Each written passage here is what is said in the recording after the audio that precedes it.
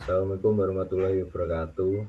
Halo semuanya, pada kesempatan kali ini saya dan rekan-rekan saya sebagai kelompok satu akan mempresentasikan tentang tinjauan umum hukum administrasi negara.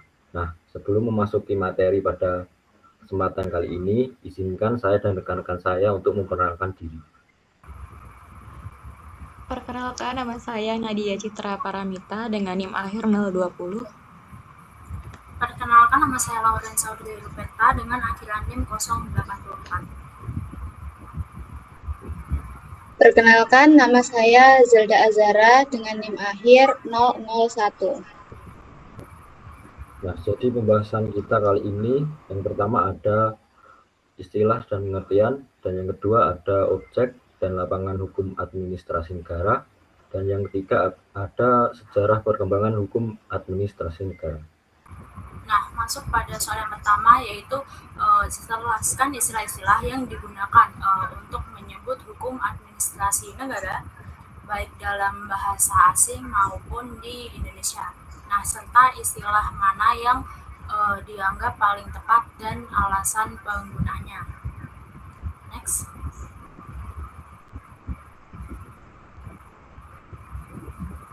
Nah, jawabannya itu hukum administrasi itu dalam bahasa asing itu dikenal dengan berbagai istilah. Yang pertama itu ada hukum administratif dan Bestuurrecht itu yang di Belanda. Dan kemudian administratif law itu yang di Inggris, Druid administratif itu Prancis, dan Verwaltungsrecht itu yang ada di Jerman.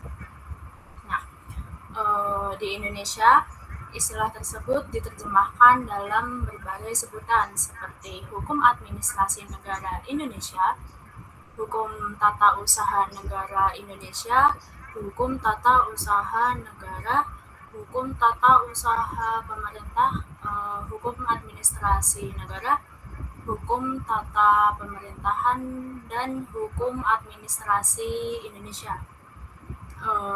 Dalam praktiknya, istilah yang banyak digunakan adalah hukum tata usaha negara, hukum administrasi, dan hukum administrasi negara yang mengacu pada Undang-Undang Nomor 5 Tahun 1996 tentang Peradilan Tata Usaha Negara. Selain itu, muncul juga istilah baru, yaitu hukum administrasi pemerintahan yang mengacu pada Undang-Undang Nomor 30 Tahun 2014. Kemudian, menurut Muksan, itu istilah yang paling tepat adalah hukum administrasi negara, karena administrasi memiliki arti luas yang mencakup pemerintahan, administrasi, dan tata usaha negara. Sementara itu, Philippus M. John itu berpendapat bahwa istilah yang tepat adalah hukum administrasi, karena dalam kata administrasi sudah terkandung makna administrasi negara. Kemudian next.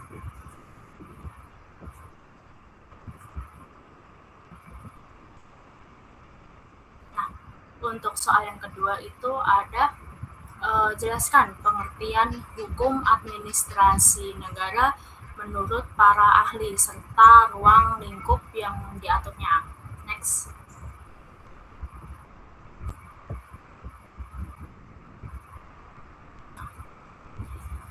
Yang pertama ada menurut Lokman, itu hukum administrasi negara adalah hukum yang menguji hubungan hukum istimewa yang memungkinkan para pejabat atau administrasi negara melakukan tugasnya. Kemudian ada Utrecht, dia menyatakan bahwa hukum administrasi negara adalah hukum yang mengatur sebagian lapangan pekerjaan administrasi negara. Sedangkan bagian lainnya diatur oleh hukum tata negara dan hukum private. Yang selanjutnya ada dari De La Bescohan. Dia menjelaskan bahwa hukum administrasi negara adalah himpunan peraturan yang mengatur hubungan antara warga negara dengan pemerintah, itu tidak termasuk hukum perdata dan pidana. Dan selanjutnya ada dari Van Vollenhoven. Dia menyatakan bahwa hukum administrasi adalah hukum tentang cara alat perlengkapan negara menjalankan fungsinya, yaitu mengatur negara dalam keadaan bergerak. Yang selanjutnya ada dari Van Kranenberg. Dia menyebutnya sebagai hukum yang mengatur susunan dan wewenang khusus badan-badan publik. Dan yang selanjutnya ada Van Apeldoorn. Dia berpendapat bahwa hukum administrasi adalah keseluruhan aturan yang harus diperhatikan oleh pemegang kekuasaan dalam menjalankan tugas pemerintahan. Dan yang selanjutnya ada Oppenheimer. Dia menyatakan bahwa hukum administrasi negara adalah aturan yang mengikat alat perlengkapan negara saat menggunakan kewenangannya. Dan yang selanjutnya ada dari Van Wyk, Konitz, dan Pedehans. Dia menyatakan bahwa hukum administrasi merupakan instrumen yuridis bagi penguasa untuk terlibat dengan masyarakat sekaligus memberi perlindungan kepada masyarakat. Dan kemudian ada Zaran. Dia menekankan bahwa hukum administrasi negara memungkinkan administrasi negara menjalankan fungsi sekaligus fungsi warga negara. Selanjutnya ada menurut Enteraki Surino. Hukum administrasi negara adalah aturan yang mengatur cara alat perlengkapan negara menjalankan tugas serta hubungan antara pemerintah dengan warga negara. Dan yang selanjutnya ada Musan. Dia menyatakan bahwa hukum administrasi negara adalah hukum mengenai struktur dan fungsi administrasi negara, yang meliputi atau administrasi sebagai aparatur, fungsi, dan proses teknis penyelenggaraan undang-undang. Dengan demikian, hukum administrasi negara itu pada dasarnya mengatur hubungan antara pemerintah dengan warga negara, struktur dan fungsi administrasi negara, serta cara kerja alat perlengkapan negara dalam menjalankan kewenangannya.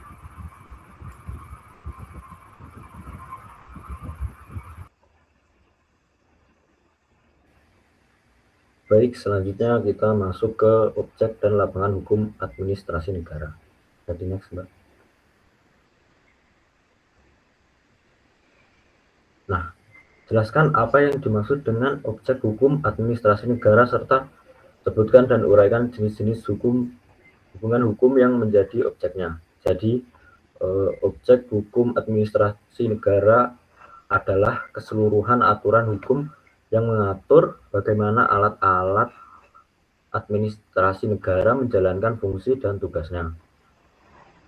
Nah, dalam menjalankan tugasnya, alat-alat administrasi negara akan menimbulkan hubungan hukum yang disebut reg-breaking. Nah, hubungan hukum ini terbagi menjadi dua, yaitu hubungan antara sesama alat administrasi negara seperti antara kementerian dengan pemerintah daerah, serta hubungan antara alat administrasi negara dengan warga negara atau badan hukum privat, seperti dalam pemberian izin atau penetapan kebijakan. Nah, hubungan ini bersifat hukum publik karena melibatkan kekuasaan negara dalam mengatur masyarakat. Selain itu, objek HAN juga dapat dibedakan menjadi objek material dan objek formil. Objek material berkaitan dengan subjek yang terlibat, yaitu aparat pemerintah dan masyarakat yang memiliki hubungan hukum publik. Sedangkan objek formil berkaitan dengan tindakan pemerintah, baik berupa peraturan yang bersifat umum maupun keputusan yang bersifat konkret dan individual.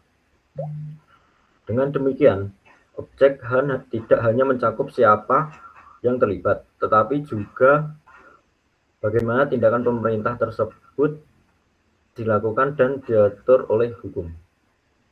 Jadi next, Mbak.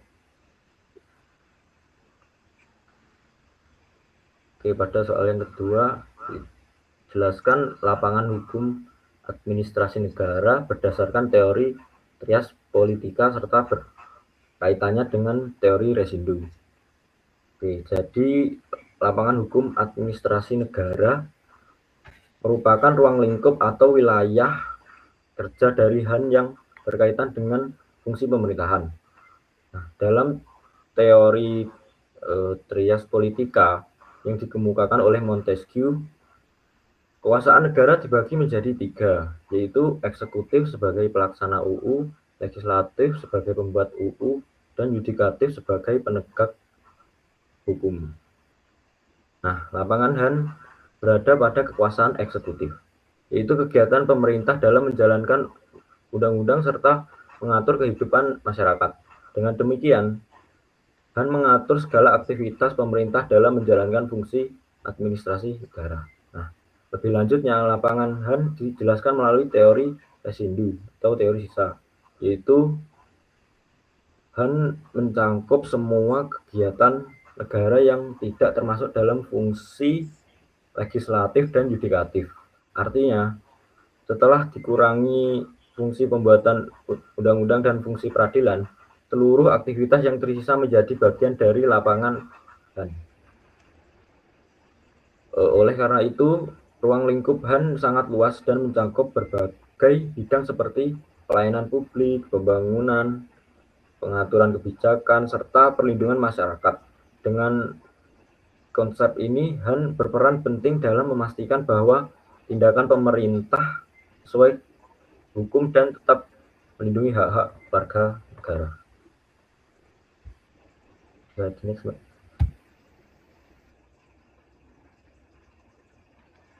Selanjutnya, kita akan masuk ke sejarah perkembangan hukum administrasi. Next. Pertanyaan pertama, bagaimana perkembangan hukum administrasi negara dari masa monarki absolut hingga negara kesejahteraan? Jadi, pada masa monarki absolut, semua kekuasaan berada di tangan raja, dan raja bisa menentukan aturan dan keputusannya sendiri, sedangkan aparat pemerintah hanya menjalankan perintah dari raja. Nah, karena itulah HAN pada saat itu hanya berupa instruksi dari raja. Nah, setelah abad ke-16, mulailah muncul konsep yaitu pembagian kekuasaan yang menjadi 3, yaitu yang pertama ada legislatif, yang kedua ada eksekutif, dan yang ketiga ada yudikatif. Nah, sejak itulah HAN tidak lagi hanya berdasarkan perintah raja, tapi berasal dari aturan dan keputusan lembaga negara. Nah, lanjut pada masa Natwakerstat atau negara penjaga malam, peran pemerintah sangat terbatas sehingga pemerintah hanya fokus menjaga keamanan dan ketertiban sehingga HAN pada saat ini belum berkembang besar. Nah, namun ketika munculnya konsep welfare state atau negara kesejahteraan, pemerintah mulai aktif untuk mengurus kesejahteraan masyarakat seperti pendidikan, kesehatan, ekonomi, dan bantuan sosial. Nah, karena itulah tugas pemerintah semakin luas dan juga HAN berkembang pesat untuk mengatur tindakan dan kewenangan pemerintah dalam melayani masyarakat. Next.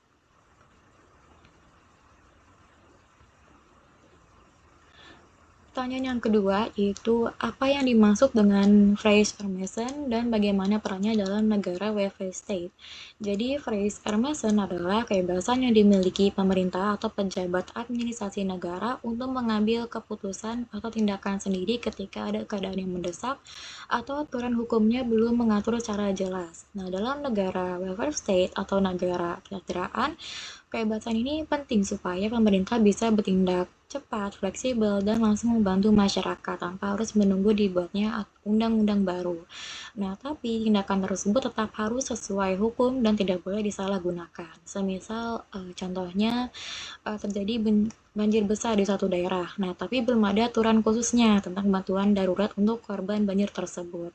Nah, karena keadaan yang mendesak, maka pemerintah daerah langsung menggunakan anggaran darurat untuk membeli makanan, obat-obatan, dan menjadikan tempat pengungsian bagi warga. Nah, tindakan seperti itulah yang disebut dengan Freie-Vermessen, karena pemerintah bertindak atas inisiatif sendiri demi keselamatan dan kesejahteraan masyarakat. Next.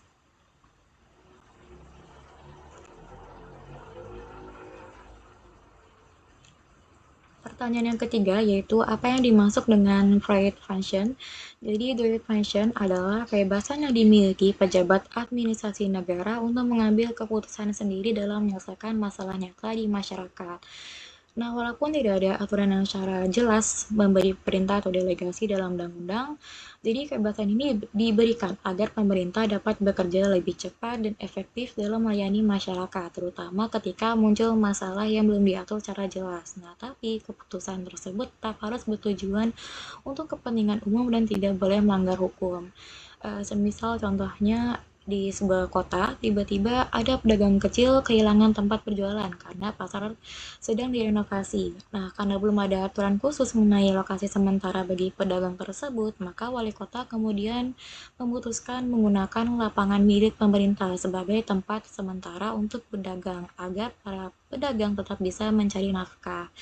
Nah, keputusan itulah yang merupakan contoh dari prevention, karena pejabat mengambil inisiatifnya sendiri untuk menyelesaikan masalah masyarakat tanpa menunggu aturan baru dibuat terlebih dahulu, gitu. Next. Pertanyaan yang keempat, apa ya tujuan diskresi menurut Undang-Undang Nomor 30 Tahun 2014? Jadi, diskresi itu adalah kebebasan pejabat pemerintah untuk mengambil keputusan atau tindakan sendiri dalam keadaan tertentu demi kepentingan masyarakat. Nah, diskresi ini diperlukan agar pemerintah tetap berjalan dengan baik, terutama ketika aturan hukum belum lengkap atau ada keadaan yang mendesak.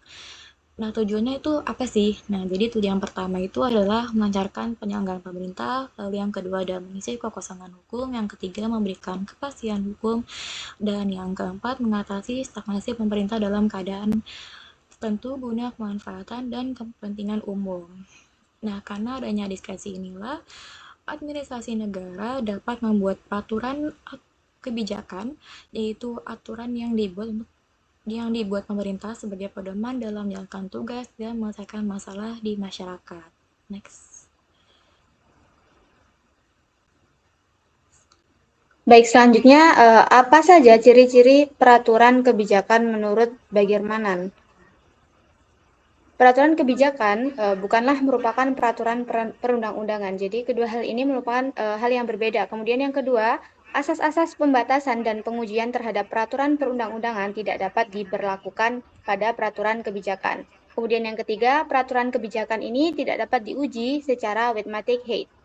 Dan keempat, peraturan kebijakan dibuat berdasarkan phrase Emerson. Dan yang kelima, pengujian terhadap peraturan kebijakan diserahkan pada dogmatic height. Dan yang terakhir, dalam praktik diberi format dalam berbagai bentuk dan jenis aturan.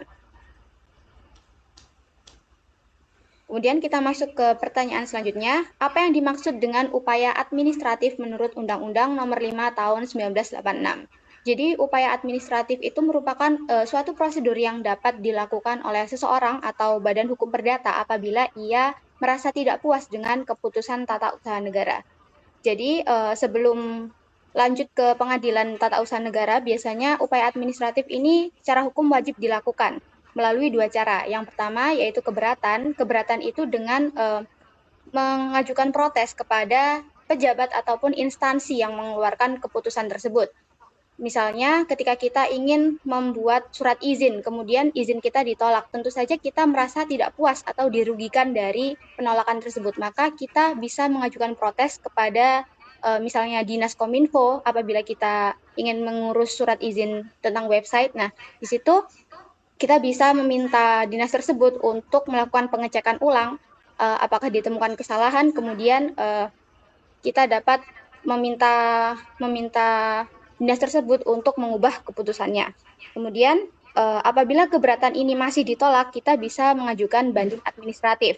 Nah, banding administratif itu berarti naik ke satu tingkat di atas. Nah, di sini apabila dinas tersebut masih menolak, kita bisa mengajukan protes kepada atasan dari dinas tersebut, yaitu bupati ataupun gubernur. Oke, kemudian kita lanjut. Bagaimana perkembangan hubungan negara dengan rakyat? Nah, pada abad ke-15 hingga ke-16, negara adalah raja dan rakyat dikungkung raja. Nah, di sini raja itu dianggap sebagai wakil Tuhan. Jadi, rakyat itu tidak memiliki hak untuk memprotes kebijakan dari raja.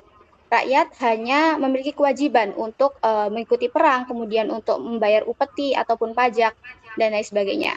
Kemudian di abad ke-17 hingga ke abad 18, negara adalah negara dan rakyat adalah rakyat. Jadi negara tidak memiliki wewenang untuk mengintervensi kehidupan pribadi rakyat ataupun perekonomian rakyat. Jadi negara di sini hanyalah mengurusi persoalan militer dan juga hukum. Kemudian di abad ke-19 hingga ke-20, negara mencampuri rakyat karena di sini setelah terjadi perang dunia, negara mulai menyadari apabila rakyat dibiarkan mandiri, maka yang kaya akan semakin kaya dan yang miskin akan semakin tertindas. Maka di sini negara mulai mencampuri urusan rakyat, mulai dari pendidikan, kemudian kesehatan, dan juga perekonomian.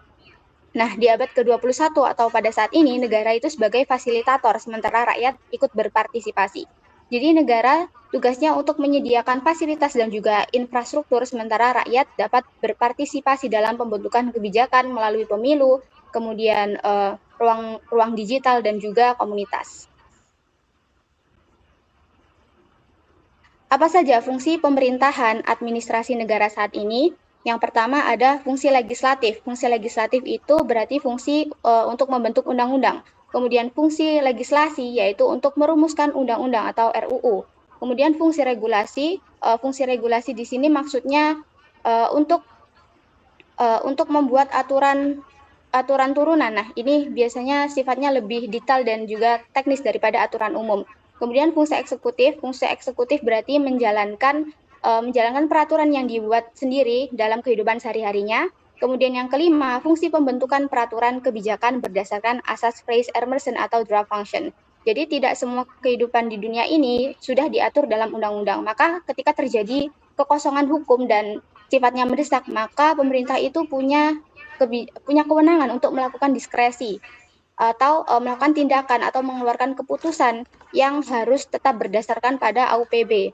Nah, jadi tindakan atau keputusan ini dia sifatnya harus transparan, kemudian akuntabel, objektif, dan juga memberikan kemanfaatan bagi masyarakat. Kemudian yang keenam, fungsi pembangunan dan pelayanan publik. Nah, fungsi pembangunan di sini pemerintah harus memajukan infrastruktur. Kemudian untuk pelayanan publik, pemerintah juga harus melayani masyarakat tanpa adanya diskriminasi. Kemudian yang ketujuh, fungsi pengawasan dan penertiban. Nah, apabila masyarakat ini tidak diberikan pengawasan, maka kehidupan akan kacau. Nah, di sini pemerintah bertugas untuk mengawasi jalannya regulasi dalam masyarakat, kemudian menertibkan bagi siapapun yang melanggar. Yang kedelapan, fungsi hubungan luar negeri. Jadi pemerintah juga harus menjalin hubungan yang baik dengan negara lain. Kemudian yang kesembilan, fungsi perlindungan dan pengayoman. Nah, fungsi pengayoman di sini berarti pemerintah harus memberikan rasa aman secara lahir dan batin kepada masyarakat. Dan fungsi perlindungan di sini ada perlindungan fisik, yaitu perlindungan dari kejahatan dan juga perang. Kemudian perlindungan dari bencana alam dan juga perlindungan hukum bagi kaum minoritas dan juga pekerja. Kemudian yang ke-10 ada fungsi budgeting, jadi pemerintah itu harus pintar-pintar mengatur anggaran negara. Kemudian fungsi usaha, jadi pemerintah juga harus menjalankan usaha seperti BUMN dan juga BUMD. Dan 12, fungsi pemberdayaan, berarti pemerintah selain memberikan bansos kepada masyarakat, jadi pemerintah juga harus memberikan pelatihan kepada masyarakat agar bisa mandiri secara sosial dan ekonomi. Kemudian yang ke-13 ada fungsi yudikatif atau peradilan, di mana pemerintah harus dapat menyelesaikan urusan internal mereka sebelum dibawa ke pengadilan.